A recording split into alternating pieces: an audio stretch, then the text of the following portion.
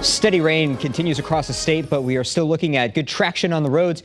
That will change tomorrow morning and certainly in the afternoon. Tomorrow, when we start to see temperatures get close to freezing, then we see freezing rain, and then subsequently we will get a mix of some sleet and snow on top of that. Our first place to get to freezing, and we start to see some of these issues, is going to be in Litchfield County. The coldest temperature right now in Connecticut is near Lakeville, near Falls Village, 34 degrees right now, and you're 2 degrees away from seeing that freezing rain. So that's the magic number that we got to watch for, and then we start looking at potentially some icing that may start occurring on the roads shortly after. Right now, we're just got the greens on the map, which is great. So we see rain across eastern Connecticut, but actually not too much across the I-91 corridor right now. Just some sprinkles, really, and mainly for western Connecticut. That's the same story as well. We're going to continue to see rounds and rounds of this light precipitation, but as we get closer to that cold front around 10 o'clock, the precipitation should surge a little bit while it's still mild outside. So it shouldn't be too heavy before we start to get some of that freezing rain. Dense fog advisory until 1 o'clock in the morning,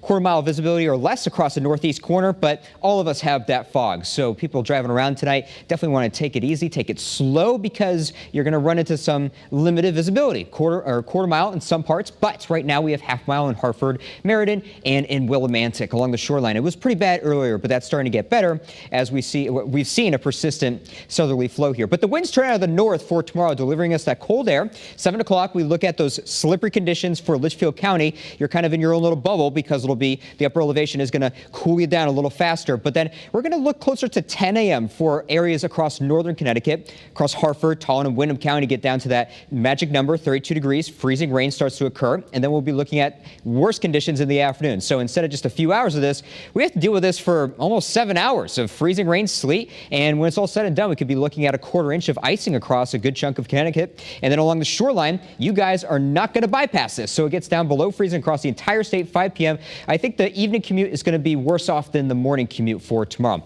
And on the tail end of that, we may see some flurries, but mainly the winter weather advisory is in effect for the freezing rain and sleet component. But even that sleet could pile up a little bit, so we could see a coating out there, even though it's not going to be in the form of snow.